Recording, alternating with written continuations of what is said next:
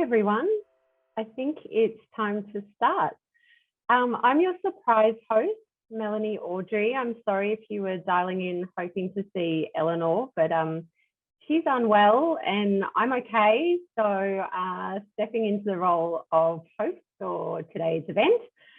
I'd like to start by doing an acknowledgement of country. At EWB Australia, we acknowledge the traditional owners of country throughout Australia. We pay our respects to Aboriginal and Torres Strait Islander elders past, present and emerging, and we know that this land was never ceded. We respect their stories, wisdom and knowledge systems and their ongoing deep connection to land, water and community. And I'm personally dialing in from the beautiful mountain area of the Wurundjeri country of the Kulin Nation. So I'd like to welcome our guests for today. We have Emma Dade and David Cruikshanks-Boyd. David is WSP's National Director of Sustainability. He's held key positions as member of the South Australia Minerals and Energy Advisory Council and chair of the South Australia Governor's Aboriginal Employment Infrastructure Cluster. During his tenure as Actioneers Australia's National President and Board Chair in 2015, he established a diversity committee and policy management team. He's also a past Deputy Director of the SA Environment Protection Authority and former Director of Scope Global. That's quite a mouthful. Welcome, David.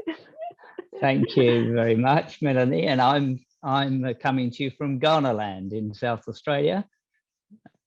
We won't hold that against you. Emma is the Technical Director of Sustainability, the APAC region, and Senior Associate Sustainability Consultant at Jacobs. She's got significant experience working with diverse teams to develop abstract and complex ideas into clear strategies and actions, and is incredibly passionate and proud of the unique skill sets and successes that inclusive and diverse teams bring. As a registered infrastructure sustainability accredited professional, ISAP, for over 6 years, Emma provides a technical verification and support to many of the infrastructure sustainability rated projects across the business and has held roles in several industry working groups aimed at informing updates to the IS rating tool, and is also an ex-EWB, having held executive positions for many years in WA. Welcome, Emma. Thank you. And I'm joining today from the lands of the Wurundjeri people. Beautiful, welcome. So the purpose for today is twofold. We're launching our podcast, The Actioneers, and we're also keen to have a discussion about what the new revamped competencies mean for the profession. So in terms of how to play from home, we've got Isabella in the background. She's doing our tech today and she's going to load a QR slide. And we're all au fait with the QR business these days, but you take out your phone and that will actually take you straight to our podcast, although we will be streaming it straight from the Zoom application that we're on at the moment. As we're watching or as we're listening to the podcast, feel free to use the chat to share any comments or the Q&A function for any questions, and Emma, David and myself are more than happy to answer those questions as we go along. When we finish watching the podcast, then we'll go to a chat and speak with Emma and David and also yourselves. So we'll end with a Q&A. So any of the questions that you've put in the Q&A function, we'll aim to answer those today. Before we start, we thought we'd just run a little poll, which Isabella will pop up on the screen now, just so we understand a bit better who's in the room and how much you understand about the revamped competencies. So two-part questionnaire. You can go ahead and fill that out right now. That'll just take a minute or two.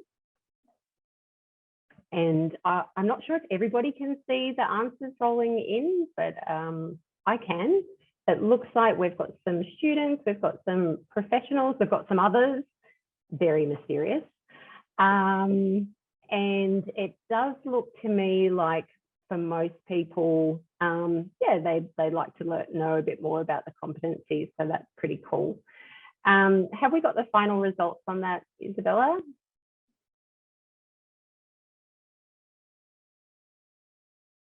The poll has ended. Yep. Okay. So yeah, great. 72% not at all, 17% moderately. Oh, we've got some people and they're all over it. How good is that?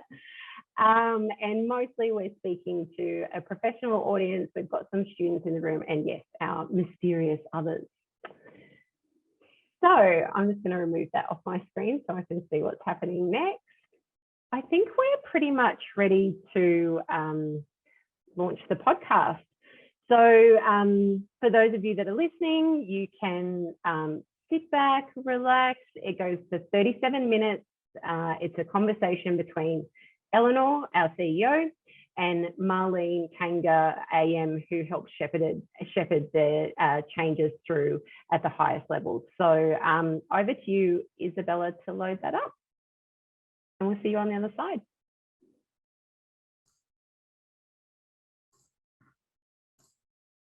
When you're ready.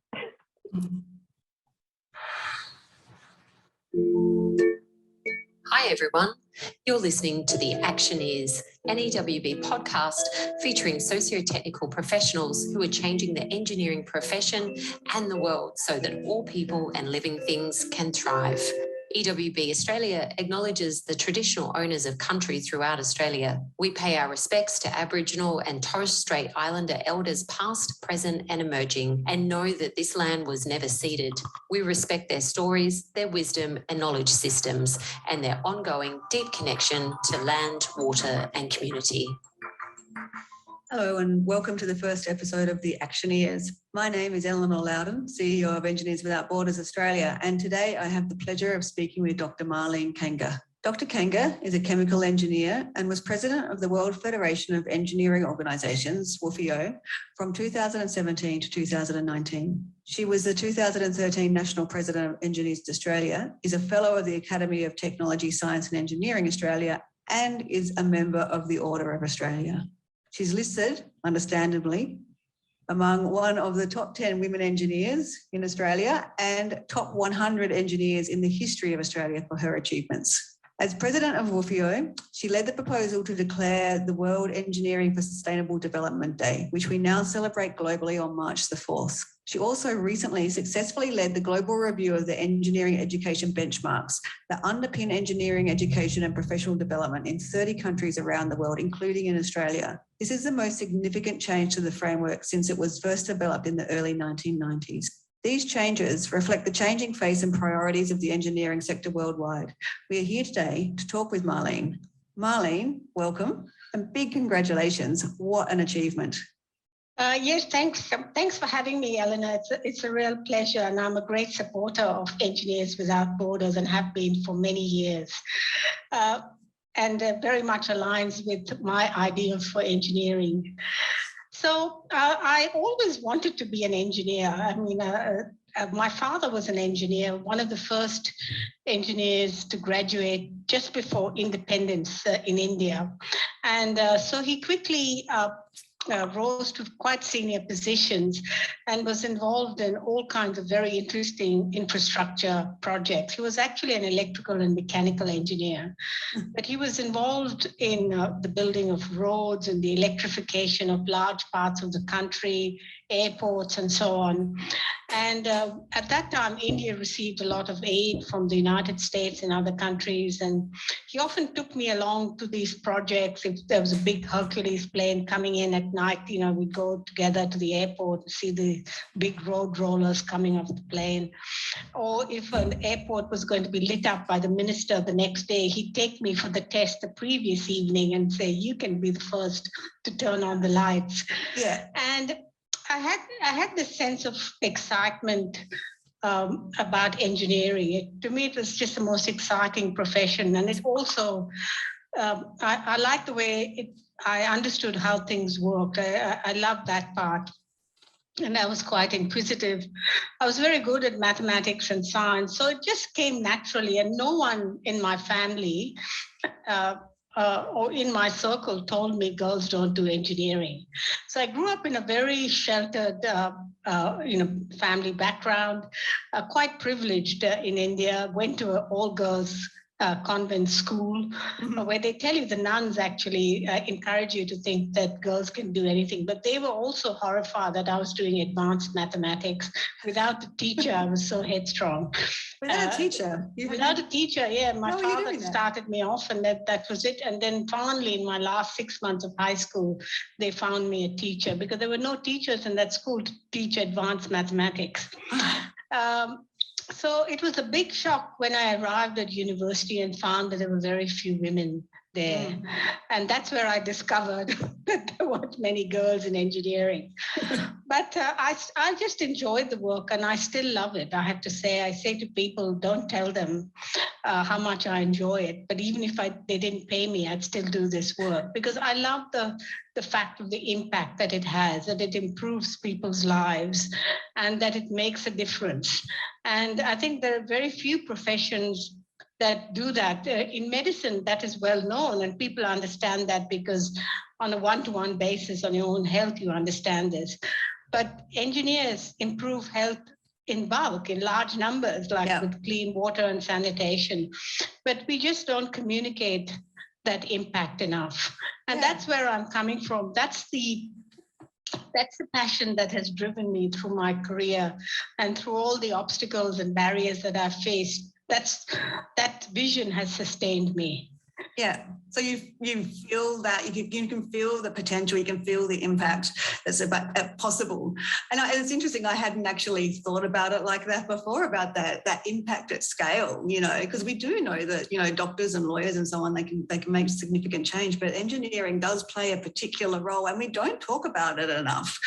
So you've it must have been challenging, growing up in India and being in a girls' school and not having access to it. So you've had enough challenges in your life, and here you are today with this incredible outcome.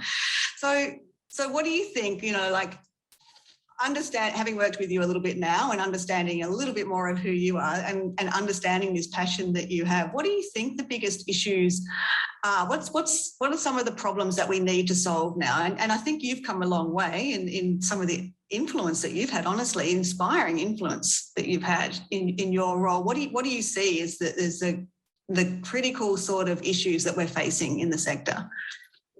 Well, I think that the most critical is the fact that we don't have enough engineers. And in many countries of the world, I mean, in Australia, in fact, we rely on migration. And in 2012, I think it flipped, where more than 50% of engineers in Australia are overseas born. Because for more than 25 years, we've had about the same number graduating in Australia. And in other countries, the issue is even more acute. So in most developed countries, you're looking at around about 100 for every 100 engineers for every 10,000. But in countries like Africa, the number is as low as 1 and 2. It's in the single digits. Wow. So they have a huge way to go in terms of having more engineers. And when I say engineers, it's not just professional engineers, but technologists and technicians as well, who have an important role. Yeah, I think the other issue is to engage more women in engineering, because it's 50% of the world's brain power. And if we want to increase the number of engineers and to have more sustainable solutions, we need a broader perspective, and we need to harness that brain power. And that message is slowly getting through in some countries in Asia, in Africa, and in Latin America, where engineering is a relatively new profession. So some of the norms of behavior and culture aren't that entrenched. So you're getting up to 30 to 50%, which is what we're looking for, of women participating in the profession. But many in the developed world, this is where the numbers are still very low. So what do you think it is that will switch those statistics, turn women and other diverse cohorts onto engineering as a potential, career path? Yeah, so there's two parts. One is within organization, it's clearly a leadership issue. It's up to the leaders to change the culture in engineering, and the culture is so endemic, so entrenched. People they don't even notice that there is a particular culture. But it is possible through leadership. And for example, in engineering, we've made huge changes in the safety culture in the last 20 years. And I've got photographs of workers on sites, in shorts and thongs, no safety helmet, hard hats, no gloves, etc., no PPE at all. And she'll be right attitude. Whereas today, even if the chair of the board turned up without the safety gear on, they wouldn't let him on site. So safety culture has transformed, and this is a leadership, the leadership has done it in engineering organizations because they've clearly put out the message that this is important to us. It's important to us as a team to look after our employees together. Safety is non-negotiable. And it's a just culture as well. So if there's an incident, no one gets punished, but you investigate what happened, you try to learn and do better. This same strategy can be applied to diversity and inclusion. And in fact, I developed such a strategy, which has been implemented quite successfully in several engineering organizations. And it's, for engineering leaders, because they've done it for safety, they don't even have to read the strategy. They get it straight away. And that they get that eureka moment. That's when it starts to be implemented. So I think it really needs a change in culture. Yeah. The second part, if I might, to encourage more young people to into engineering, is the communication one, where we've got to go out more into the community, into schools, at high school level, to career advisors, to teachers, to parents, and talk to them about engineering, because it's got such a low profile that engineering is not considered as a career choice today. Do you think that there's a intersection between your passion for the SDGs and sustainable engineering and the positive impact that engineering can have in the world and the message that we tell young people? Do you think that intersection would help to generate interest? Absolutely, because young people more than ever today want careers that make a difference. They don't want to just sit at a desk and push paper around or type at a keyboard, but they want to know that what they're doing is having an impact. And engineering, like no other profession, enables you to have that impact. And the link with the Sustainable Development Goals creates a wonderful narrative of how engineering is important for every one of those Sustainable Development Goals. And I started on the journey of creating this narrative when I was working with non-engineering staff from in London in the Institution of Civil Engineers.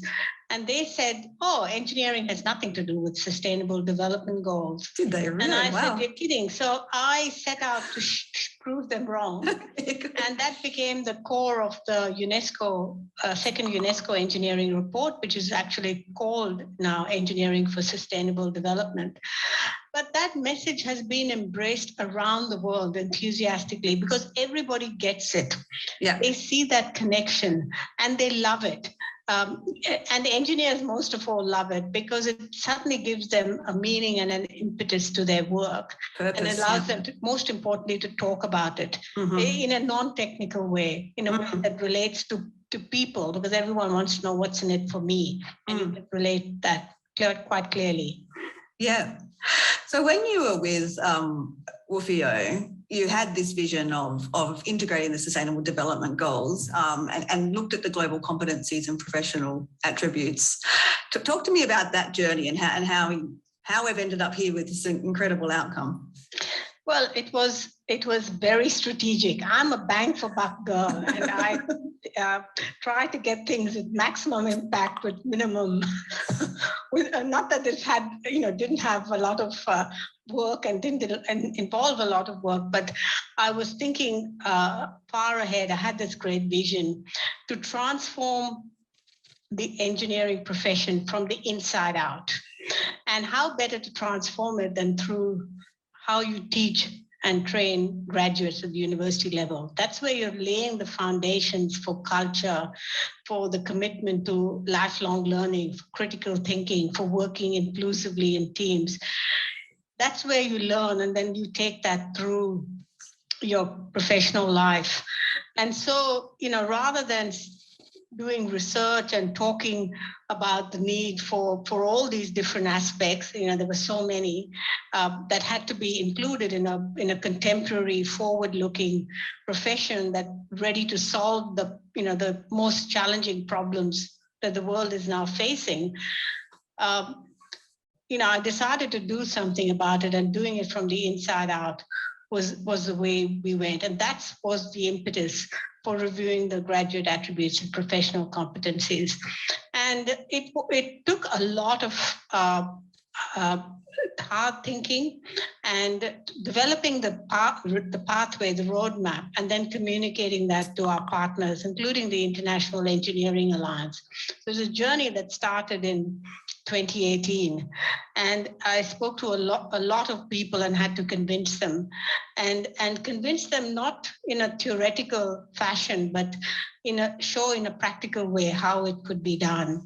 And because we thought it through so deeply, we were able to progress it very quickly. It's quite remarkable. We really only started in November 2019. Yeah. And we had a first cut in June 2020, very fast. And then it was embraced wholeheartedly by the world, by even non-signatories of the International Engineering Alliance. And I'm so grateful for the support from Engineers Without Borders and all your chapters, because you represented the voice of young engineers, and we wanted everyone to have a voice. We had a consultation with industry, with women, which had never happened before, in large numbers. Yeah. We talked to the research engineering education groups around the world, in Asia and Europe and Latin America.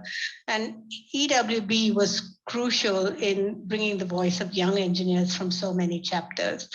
And collectively, everyone, there were tweaks here and there, but at the end of the day, there was huge support. The signatories of the IEA also participated very strongly and had many webinars, right up to the time that they approved it. But I have to say, it wasn't a slam dunk. Right to the end, we weren't sure how it would go, and we were it was touch and go for a while. Yeah, I know. I remember talking with you about that time. We got across the line, and I think it's incredible. It's also incredible that UNESCO supported it all the way, and its logo is now on this standard, which is really historic, because it's saying that this is the way we want our future engineers to be. And some of the areas I might add also, like the ethical framework, we broadened the meaning of what is meant by ethics. I was going to ask you about that. Not just professional, technical ethics, but environmental, inclusion, social, and so on. Yeah. So I think that there were many, many significant changes. And even now, when we sit back and ponder it, we can see how much there is in there, but it's also devilishly simple. It's simple language, straightforward, but there's a whole lot in there.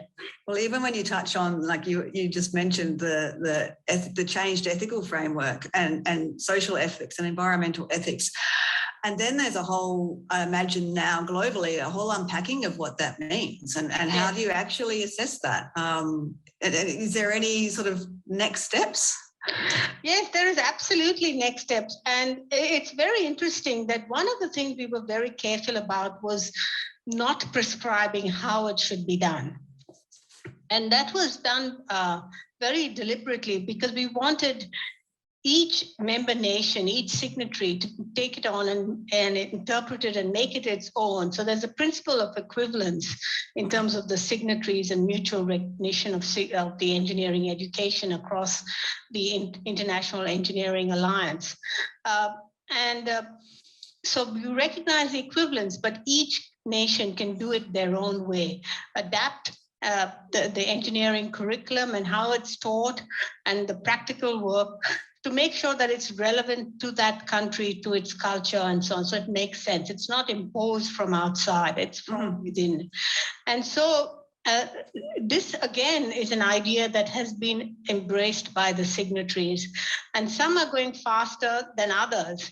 In fact, it was quite interesting in June, while some signatories were saying, oh, it's going to be very difficult. One of the signatories, relatively new ones, said, we've already done it, we're implementing it, and we're training our academics, which Can you tell me who that was? That was Pakistan. Oh, fantastic. That's very good to know. I know that China is moving very fast. They've got a big event coming up early next year to implement. They're very excited about it. They've embraced aspects of the new technologies, the way it prepares engineers for new technology. So each nation has found something new in there. But the underpinning of the UN Sustainable Development Goals there, is also very important, and is again informing that broader impact of engineering that comes from that education. So when they're looking at all parts of the framework now, are they referring back to the UN SDGs? Is that that's a sort of foundation? And again, what we did very deliberately was not to list the 17 goals specifically and say you've got to do A, B, and C, but just reference the UN Sustainable Development Goals.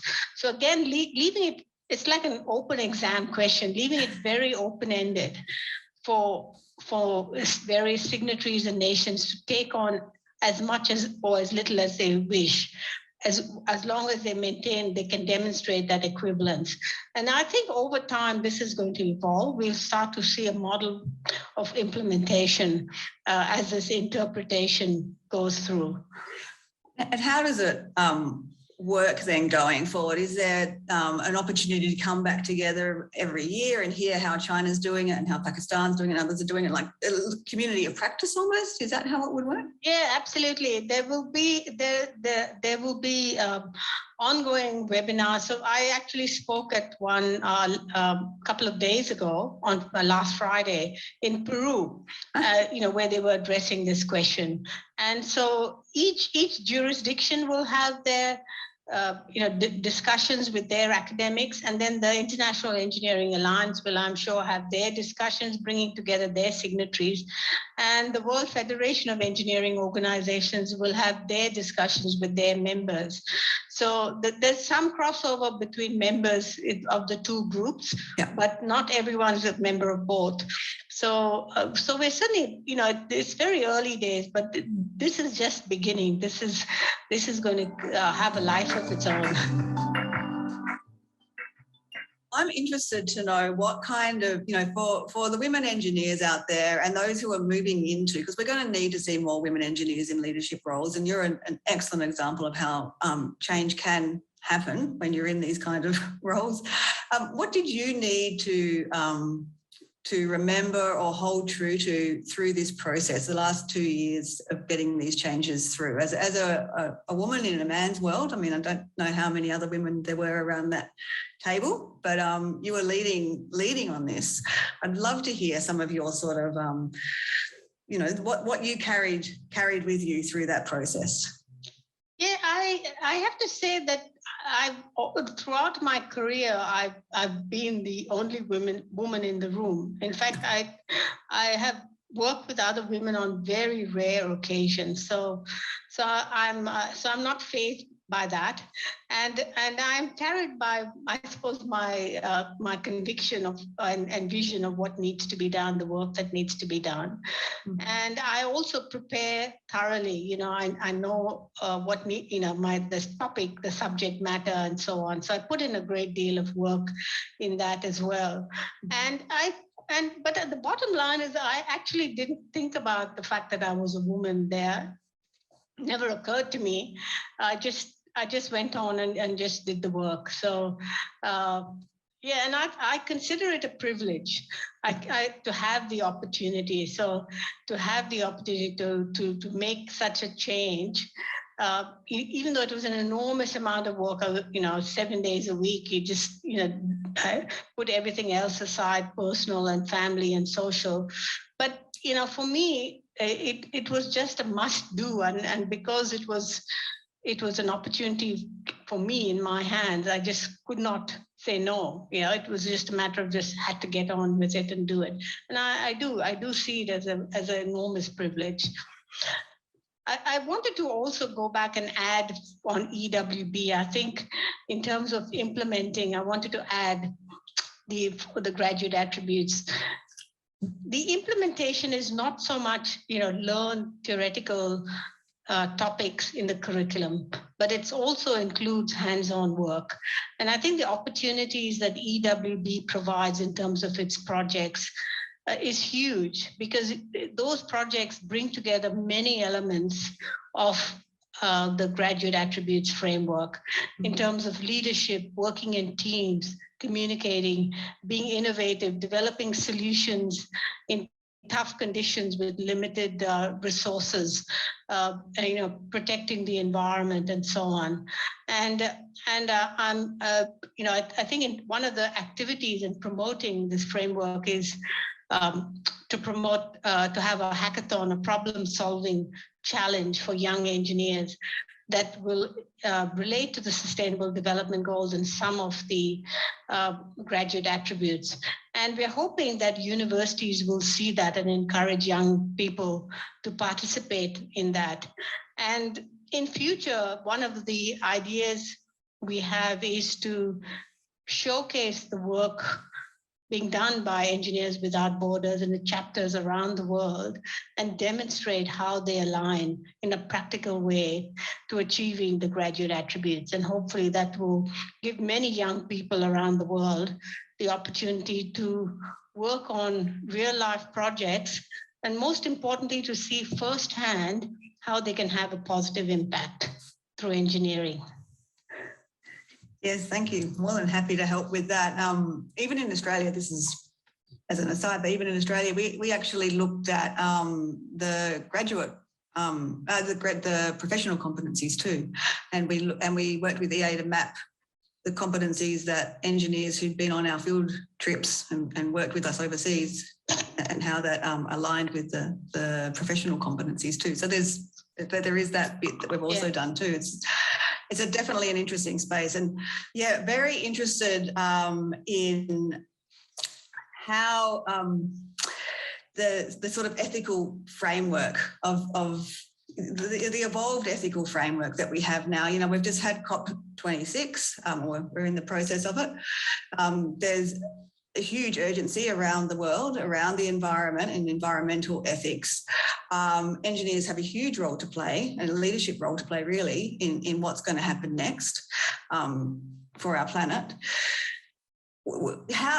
When you were discussing this over the last 2 years and putting these changes into the framework, what was the general sense around the table? What did people say was important for engineering around environmental sustainability and ethics? Yeah, there was no question that was important, that was recognized.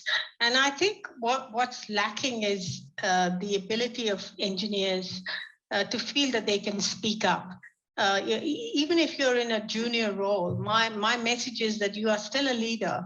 You're a leader, whatever position you are, and you need to lead that thinking and speak up and make those changes that make a difference. Because very often engineering solutions can be changed to achieve the outcomes that the customer wants, or that the stakeholder needs, that you're looking for, while also delivering on those social, ethical, sustainability ideals as well. There's always a way, and that's the beauty of engineering. It's, you can be innovative and creative and think through how that can be done. And it's a bit harder, but I don't think it's impossible. And I don't think that it's an exclusion issue there. But really, it's a matter of inclusion, and same with diversity and so on. Absolutely. You've just got to find the way. And we found that, for example, in COVID, we quickly found a way to work online and so on, because we were forced to do so. And we've just simply got to find that way. And I hope for climate change that we start to make those changes now, because the next 10 years are going to be so crucial. Absolutely. And I think you're right. And it's interesting, isn't it? Because engineers are often at the table, often invited into the room, aren't they? You know, you will often see an engineer in the room, and yet there does seem to be a hesitation in speaking up. Or do you think it's a confidence, or is it just not the natural bent? What is that? Yeah. Well, I think as engineers, we stick to the technical stuff, but the fact is that nothing can get done, for example, with respect to climate change without engineering. So engineering absolutely has to be in that room. It's not the policymakers or the politicians or the financial people or the lawyers who are going to make it happen. It's the engineers and the scientists, I might add, who will come up with those clever solutions and will design and implement them. So we have to have that voice, and we need to have that confidence of saying, we are the people that are going to make this happen, and here's how we think it should happen, and not get dictated by those who don't have that scientific or technical background. So it's just a matter of confidence in being able to speak up as a community and as a profession. And I'm hoping, for example, students through the new framework, education framework, will develop those attributes in being able to communicate. Communication was considered one of the key areas. It was very interesting. It was one of the top areas teaching engineers to communicate in every way, written and verbal, and in different contexts. As well, use of IT tools, which has become ubiquitous across all the disciplines. So these are some of the areas that are so important and that I hope will inform the way engineers engage with society in future. So this is an opportunity now for you to tell us what's most on your mind. What do you want anyone listening to our podcast to hear? This is your opportunity to stand up and say what next for Marlene Kanga, and what next for engineering. Yeah, well, I think for me, it's all about the outcomes. It's not about me personally. And if I've managed to facilitate something and set the ball rolling for an idea or an issue that will have ongoing impact, well, then that's the greatest achievement for me. And I think that communicating the role of engineering to the broader community, to mums and dads, to teachers, career advisors, and most importantly, to young people, so that they can aspire to be an engineer and have that vision that I can change the world. I will get the tools to really make a genuine change. That's very important. And I wanted to advocate for World Engineering Day for Sustainable Development. It was such a big idea, and when I embarked on it, I had no idea how I was going to get there. Unlike the graduate attributes framework where I thought it through, this one I hadn't. And every time I met someone, they told me a little bit more on how it could be done. And at one point I'd actually given up, but every time I thought it's too hard, somebody else would tell me something and I would go on. And we got it across the line. It was an incredible roller coaster ride, I have to say. I sat till midnight at the UNESCO Executive Board meeting in Paris, just waiting for the decision to be made, and it wasn't made, and things like that. But eventually we got there, and it's been a phenomenal success. It's grown from just in the last 2 years, reaching 32 million. In 2022, in year 3, we hope to exceed 100 million. We have hundreds of events all around the world. We have engineers celebrating spontaneously, which is what we want. We want communities to celebrate spontaneously. So, for example, in 2021, we had the little town of Rochester in the UK light up a bridge, Rochester Bridge, for World Engineering Day. And, that's great. That's terrific. That's the message of the wonder of engineering being communicated in Rochester. And we want everyone around the world to do something similar, to communicate, to have a party or whatever, and to talk everything engineering, and to say that really it's not boring, but it actually, makes our world, makes our economy keeps us healthy, keeps us moving, and makes modern life so good. So really, I think World Engineering Day is another great way of communicating about engineering. We've sort of opened the door for engineers and giving them the opportunity, and many have taken it up. The Twitter feed was phenomenal in 2021, and we think it's only going to get better in 2022. So that's my soapbox. Celebrate World Engineering Day, 4th March each year. And 4th of March, that's right. So we've got the hackathon. Do you want to talk a little bit about the hackathon? Yes. Yeah, I think the hackathon is a key event of World Engineering Day, and this is one where we focus on young engineers and engineering students. And we would like engineering students to work on one of 3 challenges which we're going to pose in early January, which they will have to work in teams and develop a solution that's innovative, creative, and that advances one or more of the UN Sustainable Development Goals. And of the best, of all the submissions, we'll pick 8 or 10 and make them into videos, which will be shown on World Engineering Day in a 24-hour live streaming event that will be held around the world on the 4th of March, 2022. So I'm really inviting all engineering students in particular around the world to take part in this challenge. It's being supported by Engineers Without Borders, and it really is a way to achieve some of the requirements of the graduate attributes and professional competencies framework. Yeah, put the pedal to the metal. Let's see how this works. So here you've come from India, turning the lights on at the airport, to now having people turn on lights for engineering in Rochester. Going forward, there'll be solar lights, and there'll be women who design them, women engineers who design them. So you've had an amazing journey, and look what you've achieved. I'm really so grateful to be speaking with you, and so thankful for your time today. If people want to contact you or want to learn more about the hackathon, or learn more about your story, or where we go from here with the global attributes, where do we find out more information? Well, there's 2 places. There's a website for World Engineering Day, which is worldengineeringday.net. And you can also go to the World Federation of Engineering Organization website, wfeo.org, and you will find, if you do a search or look under engineering education, you'll find the framework, and you'll find lots of information on some of the issues that I've talked about. Yeah, thank you so much. Thank you so much for your time. I've loved talking with you.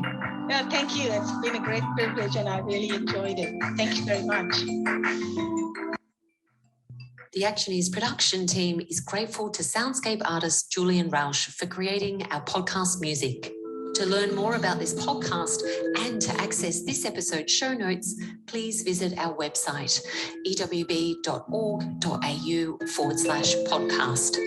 If you enjoyed today's show, please spread the word, like and subscribe, and leave us a review.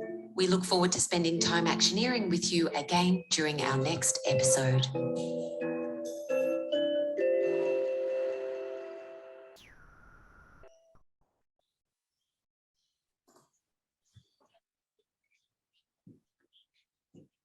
Welcome back, everyone. Thanks for the tech there, Isabella. I hope you enjoyed the first episode of our podcast. If you take out your phone, and Isabella's going to load our QR slide again, you can go straight to the podcast on Apple and rate and review, or over to Spotify to subscribe. I think that's just coming up now. Yes, excellent. Let us know what you thought. Great. You can also do that in the chat as well. So while you're doing that, I thought I'd give a bit of context as to Engineers Without Borders' role in the revamped competencies. So we've been working with EWB International and EWBs all over the world to push for these transformations. The changes that we suggested were warmly welcomed as the voice of the future of engineering, which Marlene sort of pointed out. and a number of the benchmarks were updated. So the framework will be used in 33 countries, including Australia. And I thought I might actually head over to David to talk more about the competencies. David was on the accreditation panel. He has consulted with EA. And I thought maybe, David, you could talk us through what are stage 1, stage 2 competencies, and what do these changes mean, maybe even behind the scenes for universities and Engineers Australia.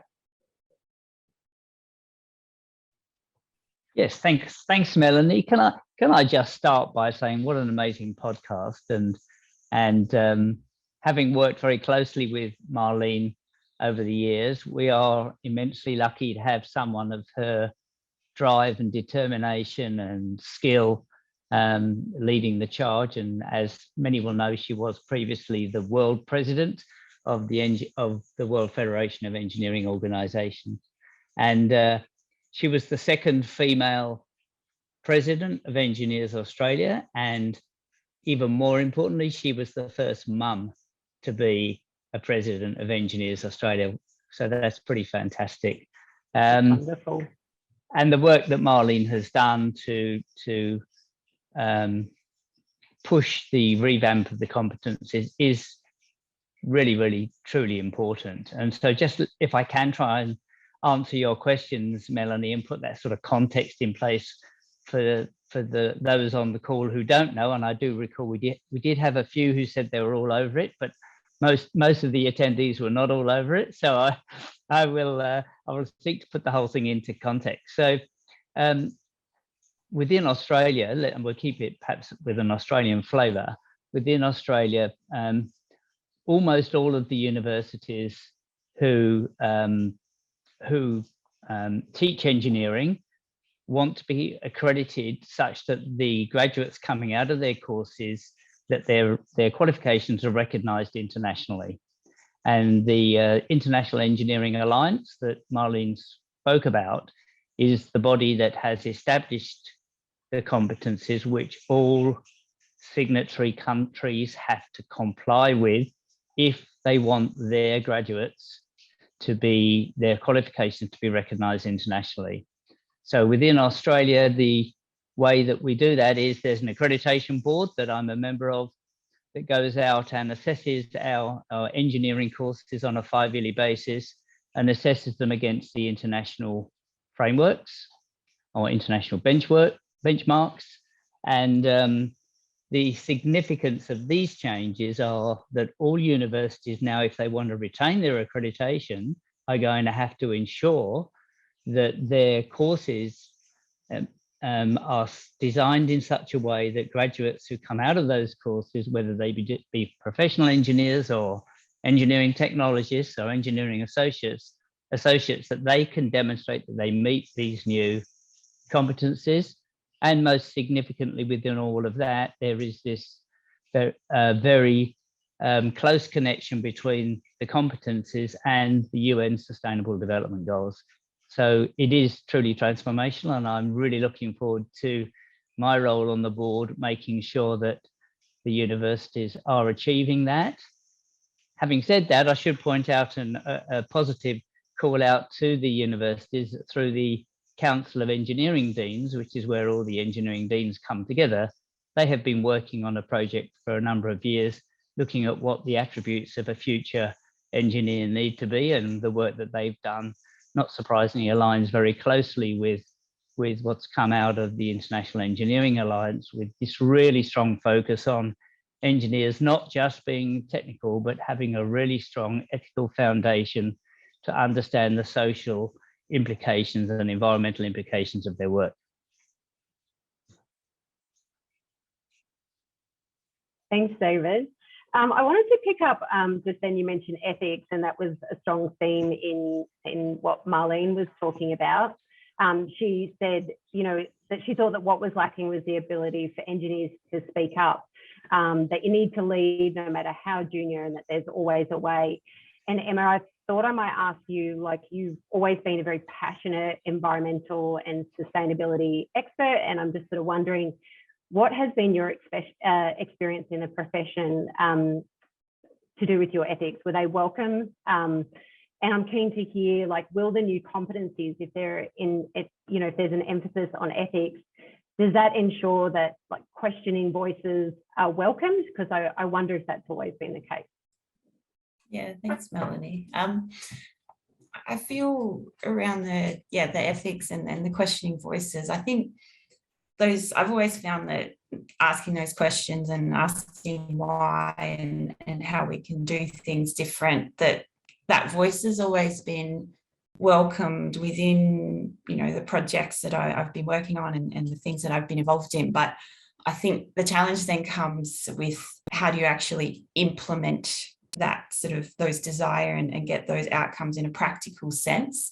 It's not easy to always get the actual traction to make the change that comes out of that, and to get those outcomes. But to give a bit of an example of what that kind of looks like in practice, through a project that I've been worked on. Personally, I've always been very passionate about, how we can work and collaborate with First Nations people to increase, the social outcomes that we have on, major infrastructure projects that we have. And we know, in Australia and New Zealand, there's a lot of money being spent on large infrastructure projects at the moment and for quite some time. And quite a few years ago, I was working on a regional highway project over in Western Australia through, design and construction phases. And, typically on these projects, you'll assess your, impacts on cultural heritage, and it's all focused on minimising or eliminating impacts. But, I think people understand that it's not enough now just to minimise or eliminating impacts. We really need to design in and find ways to deliver more value. And so, the project team, we had the design, we had, designers and engineers coming to us wanting to understand, well, how we know we need to do more, but we don't know how, and we're seeing a lot of barriers and we don't know how to overcome those barriers. And so the approach that we took to that in terms of how do we deliver more positive, outcomes for the traditional owners of that area, which was the Yuid people, was really just started with actively engaging the engineering design team in the cultural heritage surveys, so that they could actually get out on country, listen to the elders, talk to the elders, and start to understand, how do they see the landscape and what are the values in the landscape, and then starting to connect that to what we are trying to design and what is the project that we're trying to deliver, and start to understand, well, what are the broader outcomes that the traditional owners are wanting from this project. And out of that, there was a big focus around employment opportunities and education and awareness of the history of the region. And so how do we actually turn that into a meaningful outcome on the project? We looked at, well, what are the risks and the opportunities associated with what we're trying to do? So the initiative that we tried to look at was, well, how can we increase employment outcomes and education and awareness on the project? And we looked at, how can these initiatives link to current government requirements? How is our idea contributing to that and linking it to existing requirements?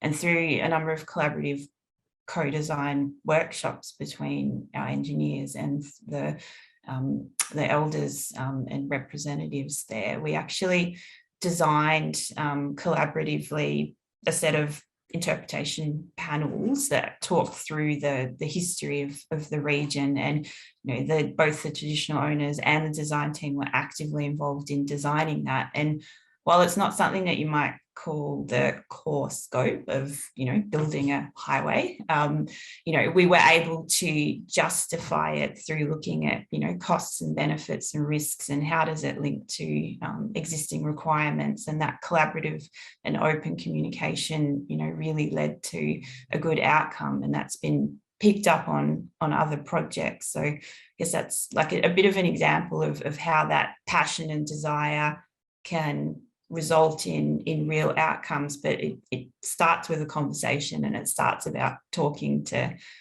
your different stakeholders, and then, looking at risks, opportunities, costs, benefits, all that stuff that we see on our projects, and essentially showing that what the justification and the value is.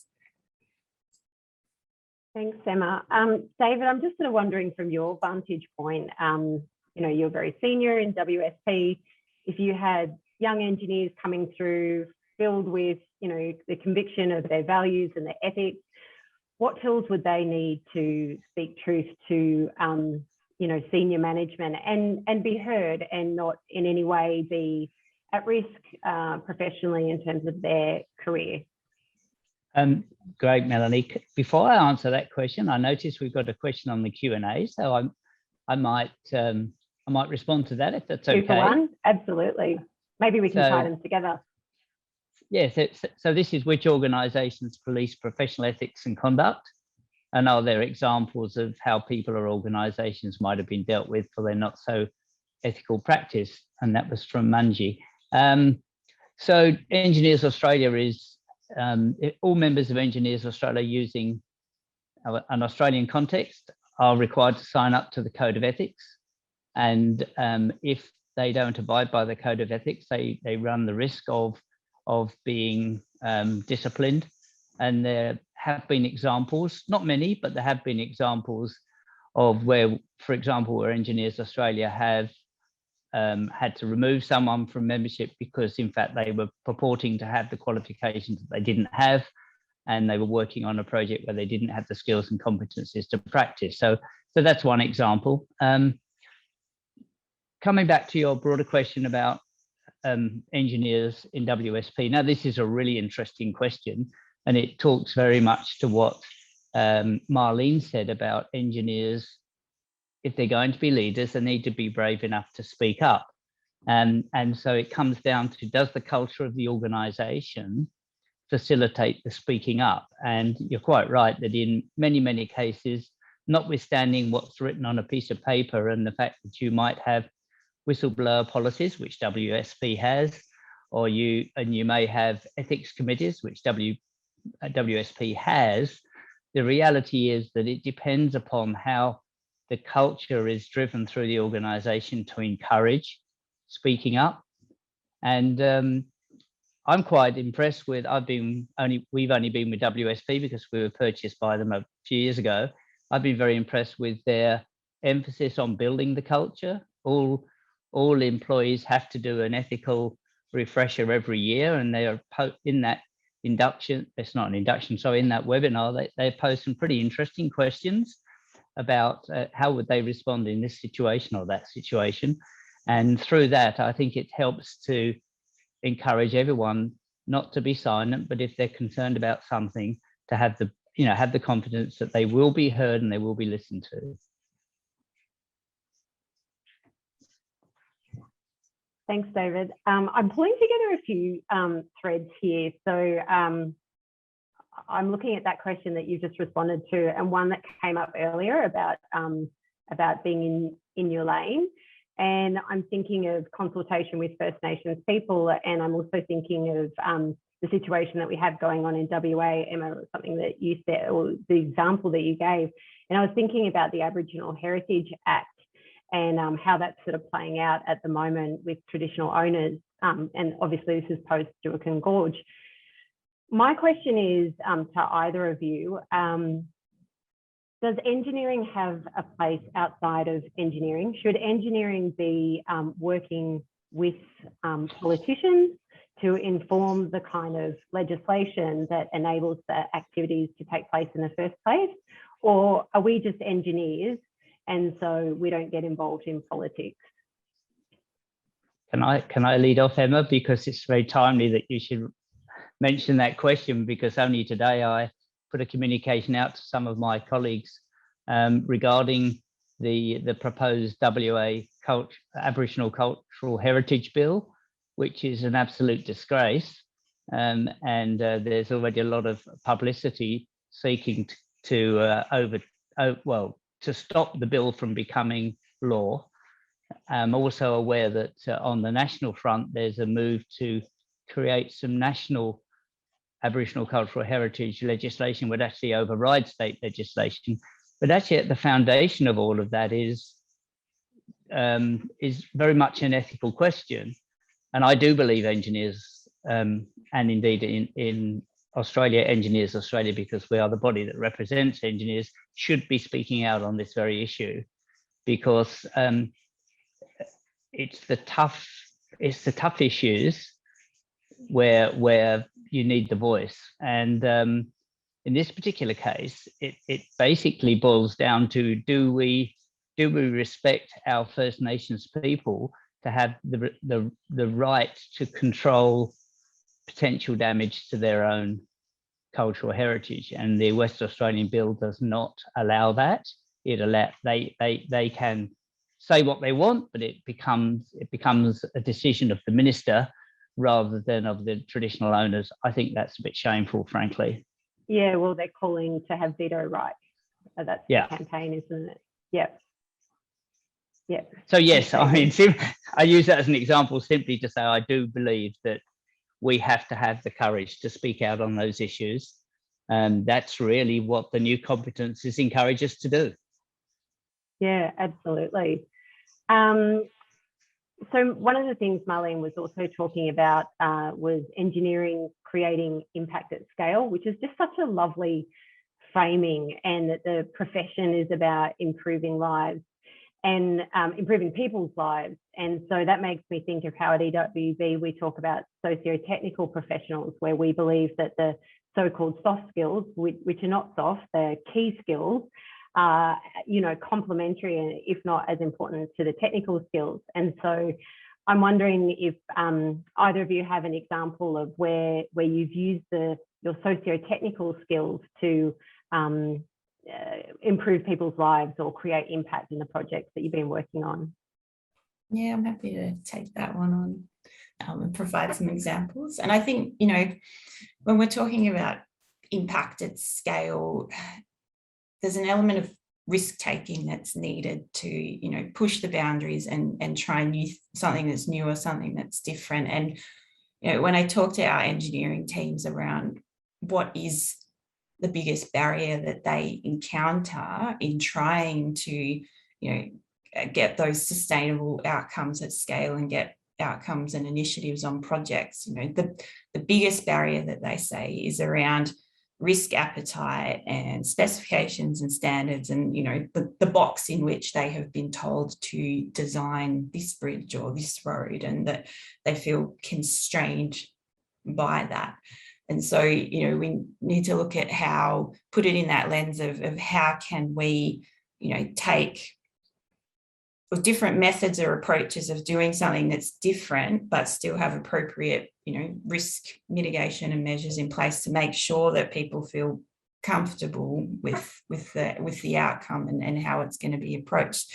And it needs to be integrated as well. There's not one discipline or one person that can solve any of these challenges or create that impact at scale. It requires that collaboration.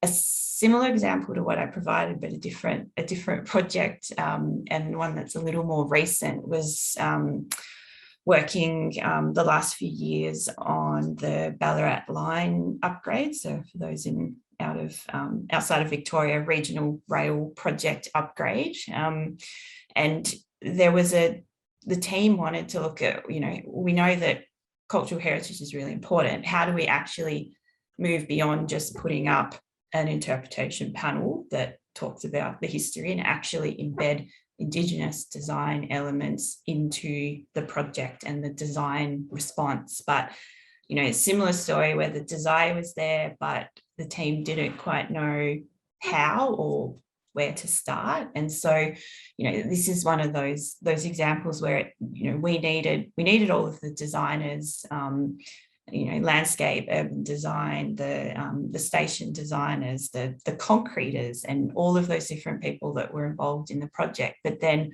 we also had to bring in, people, traditional owners, We had to bring in, the architects, the site construction team.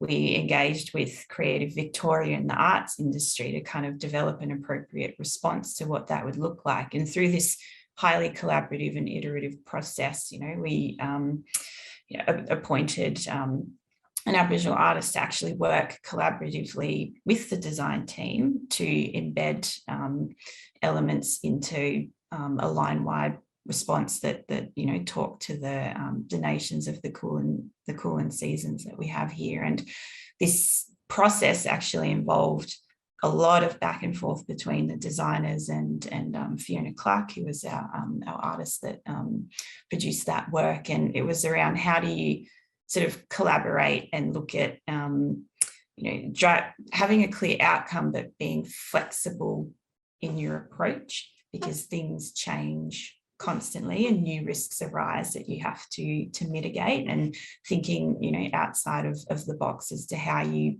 turn that desire into meaningful action. But and we learned a lot of lessons through implementing that process. It wasn't, I won't sort of say that it was an easy process. The team learned a lot about how you actually work with traditional owners, how you incorporate different things into the design. But we've actively shared those lessons that has resulted in further projects taking that up and having further improvements in how we embed Indigenous design principles into projects. And there's now a lot more guidance and support that's available, and engineers like I know we like to have a guideline or a document or something that gives us a little bit of a instruction book or a remit. And so through us taking that initial risk and having a client that was willing to do it, we've helped to inform and give more guidance to that, which minimises the risk for the next project and gives them a bit more scope for that. Thanks, Emma. That's a great example. David, did you have anything that you wanted to share? Oh, you're on mute.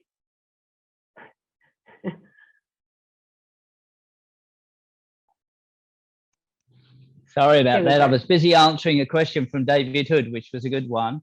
So, David, I might, in fact, I might get you to ask the question. Did you want to do that? Yeah, Why not? We can do that. Yeah, absolutely. We've got Isabella on tech. Are you able to unmic David Hood for us? I've been unmuted. Excellent. I thought we'd love to hear your voice, David. Yeah, good to see you too, David. And hi, Emma. What was the question, David? I put a few things up. I think your question. Yeah, the David show. David, the question that I saw was related to the publication of the name of someone who has breached the code of ethics. That was in response to that question about policing ethics and conduct. Yes, a member said, I think it was in my year as national president, where they like to see the published outcomes of disciplinary procedures, particularly where a member is named for having breached the code of ethics, because it gave strength to the ethical standards of the organisation, and that reflected to the members. So it gave great PR for the organisation if you did publish those things. I think that's a very, very good point. Yeah, I mean, I don't know that the person being published and named is, and shamed, of course, would agree with me, but look,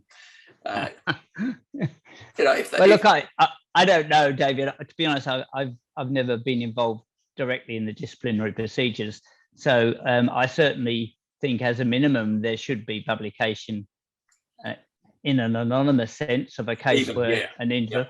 But if the requirements around natural justice, etc., can be met, then yes, publish the name as well. I think it is an important signal that there is an obligation for engineers, particularly if they're members. Yeah. Particularly if it is a competency issue that someone has failed in a design or something, then the public needs to know that particular engineer needs training, retraining or something. And we have procedures to ensure that happens, of course. Yeah. Thanks. So I know, Melanie, you were asking me whether I had any examples. I wanted to to add on to Emma. I think Emma did a fabulous job, and I think I'm happy to leave it there. Yeah. Yeah, that's fine. I actually had something that I wanted to say on that question. It's a little bit to the side, but when we established, so EWB was one of the co-founders of Australian Engineers Declare. So that's our sector's response to the climate emergency. And the question was really live at the time. David, I think, well, certainly David Hood was in the room, and I think there's a few people in the attendees list who are involved in this. And that is, when you have a declaration and you have a set of standards, how do you monitor that? And who should be doing that? And what would happen if you signed up to the declaration, but then you didn't abide by the principles? For us as a volunteer-led movement, we had to say, well, we feel that our community will help to hold each other to account. So if anyone goes too far off the side, it's like, we actually do have a public declaration of the things that you have committed to. And so by virtue of doing that and making it public, we would hope that we can all hold each other to account for our actions. And that was the stance we took. Right.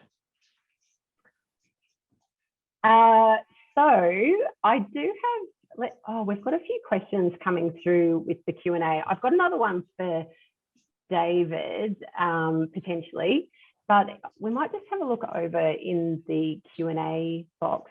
Isabella, have we got anyone who wants to come on and have a chat with us, or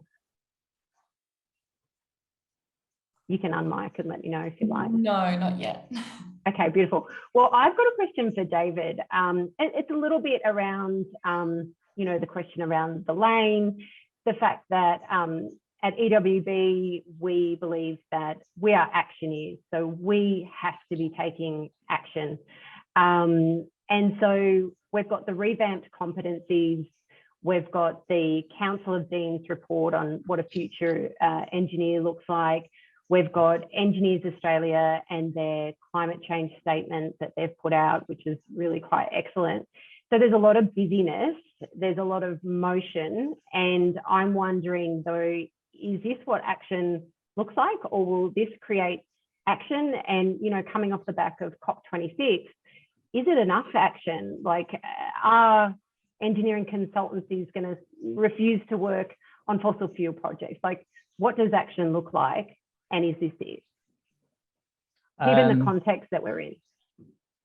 So obviously engineering companies are going to take specific decisions around whether they do or don't work on fossil fuel projects. And it's a very complicated and difficult question to answer. Some will take a position that they don't and won't.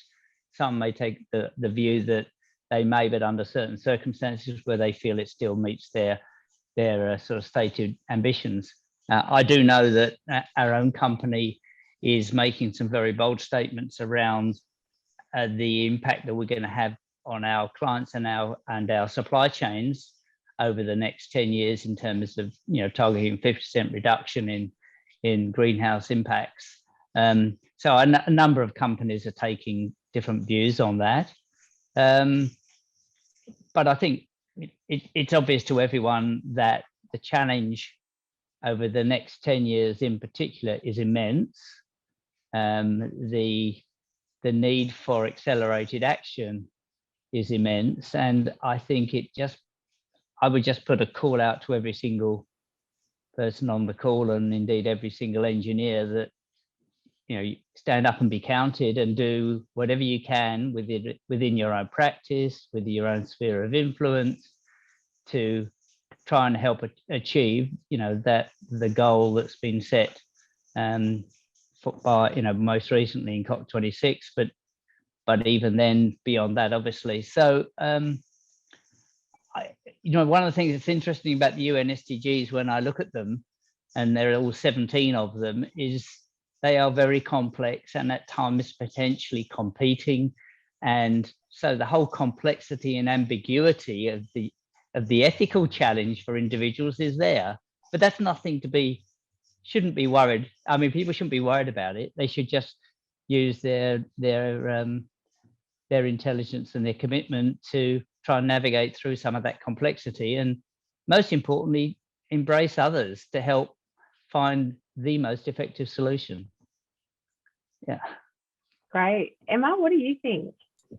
Yeah, definitely echo David's points there. And there's a manager of mine that sort of is always telling me that, you know, because of the rate of change in our society at the moment is so fast, and you know, and we've got current and future issues to be thinking about. She's always telling me that we need to be comfortable in the uncomfortable, and that, you know, to be able to solve the complex challenges that we have in our society at the moment, and as engineers, to be able to contribute towards that, we need to learn to be comfortable in the uncomfortable, because, you know, there's no one person that can solve these problems, and we need to be collaborating with people and sectors that we might never have thought about collaborating with before to solve these challenges, and to innovate, we need to be thinking differently as well. So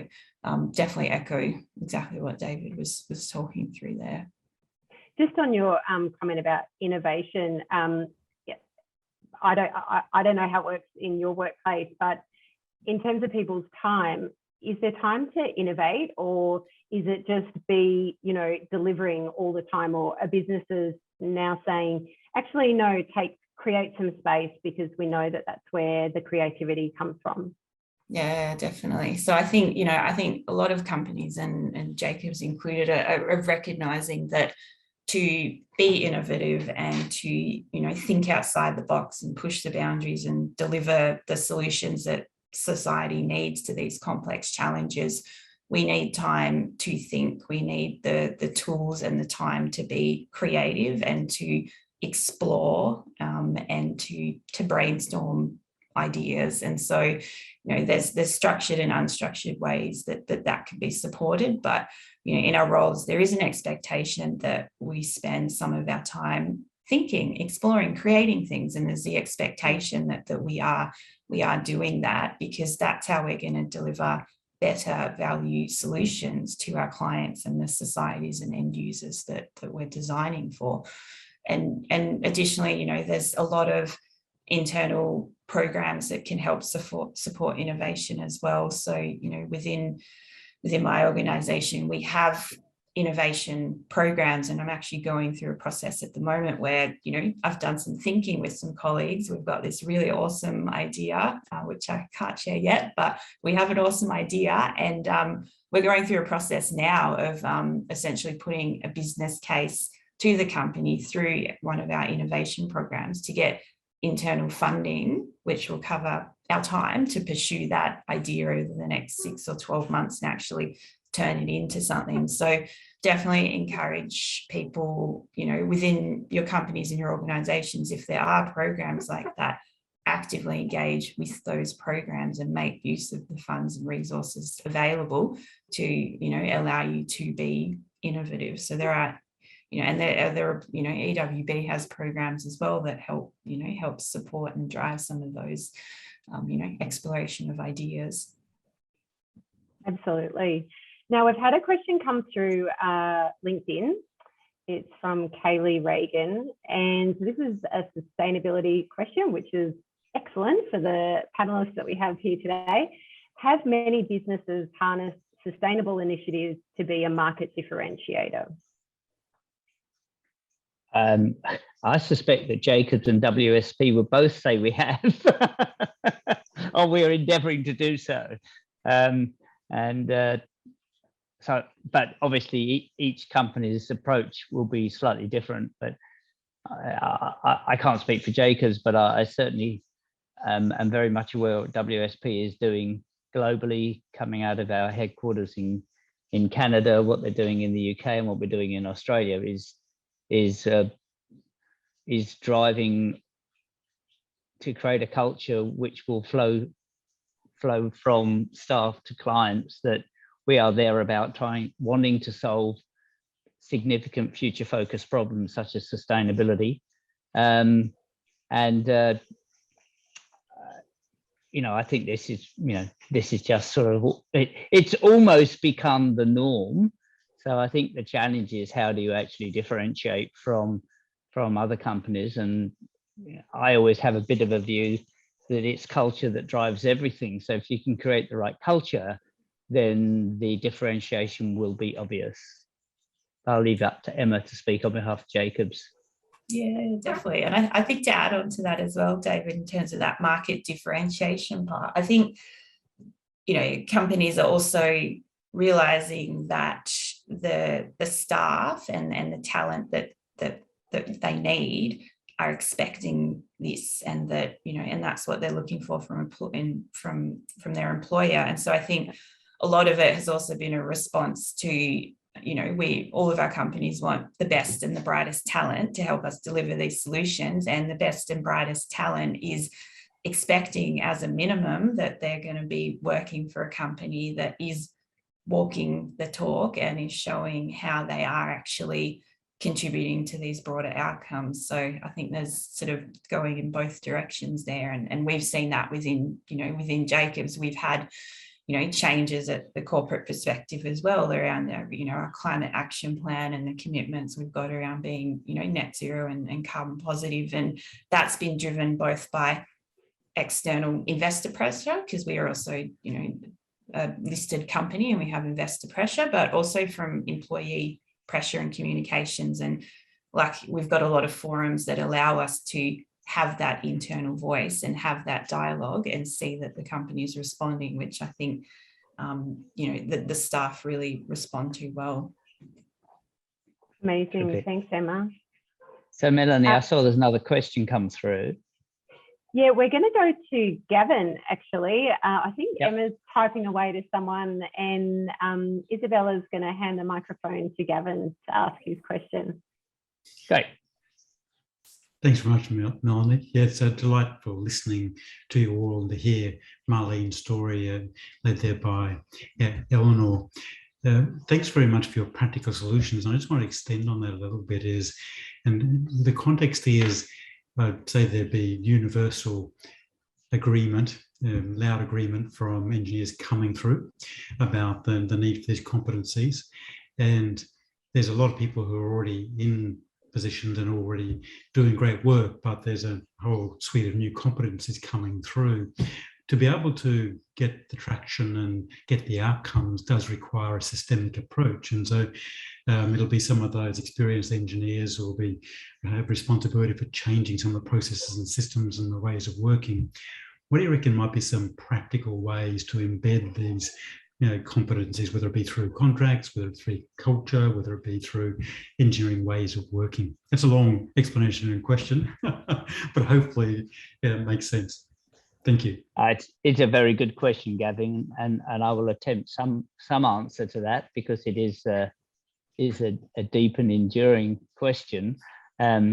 Because obviously it's we have an age profile and experience profile in our profession, and one thing I can say is that I do know that Engineers Australia is at this point in time reviewing its chartered competencies in order to ensure that they align to the new EIA, these new international competencies. So there will be a reflection of that in anyone who wants to be a chartered engineer. So that's the more senior engineer, the independent practitioner, and of course, as a chartered engineer, there's an obligation for continuing professional development. So I think there'll be a greater emphasis going forward on the incorporation of these changes, and I'll refer specifically to the UN SDGs because they're one of the big elements of the change, but not the only element.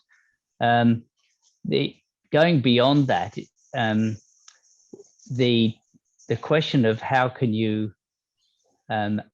firstly as a profession, then as a company. As a profession, it's a little harder to influence contracts, but I do know that there is a project lurking in the wings somewhere with Engineers Australia, which David probably knows about as well, which is trying to incorporate a professional contractual practice framework that would apply and could be used as a benchmark for contracts in our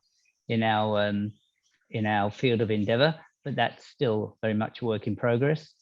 Certainly, one of the things that we can do as engineers, which I think is highly desirable, is because we're often involved in the early stages of a project with our clients, we have the opportunity to advocate for the incorporation of things like the UN Sustainable Development Goals in some of the contracts that are being formulated. And we already see, in a very small way, we see that happening with things such as Aboriginal participation, Indigenous engagement. But there is an opportunity for us, I think, to work with our clients to make that more extensive.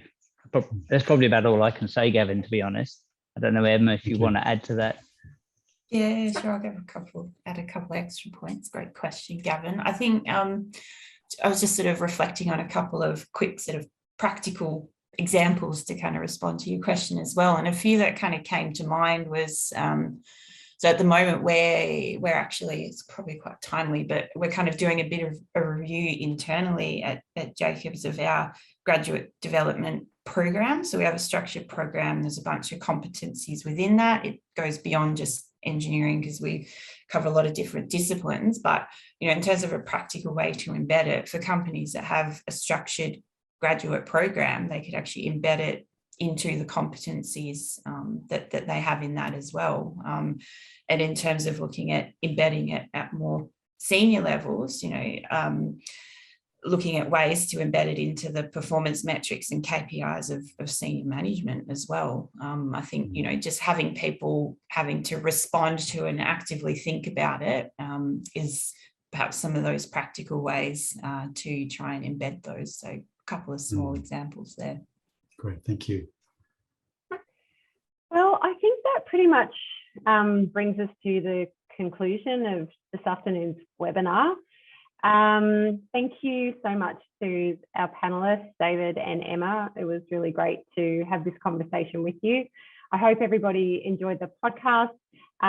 Please feel free to jump onto Apple Podcasts or Spotify and review and follow. One thing, and our Instagram page. Isabella will want me to mention our Instagram page. You can follow that as well. It's the Actioneers. You'll find it quite easily. One last thing that I did want to say, we have at EWB, we have been running over the last 24 hours our annual Giving Day appeal. I'm pretty sure I've got Craig in the attendees. Isabella, could you confirm that for me, please? I was wondering if you wanted to do a little shout out for the campaign. It's in the final moments. It's been a huge success so far. Have we got Craig with us? Yes, we do. I've just unmuted him. He'll be dying that I'm doing this. But Craig, did you want to let us know how we're going with the campaign, and if people wanted to support it, where would they go? Thanks, Mel. Gosh, wasn't expecting to say anything here. Firstly, amazing discussion. So mind-blowingly positive in its potential, he says in a tangled way.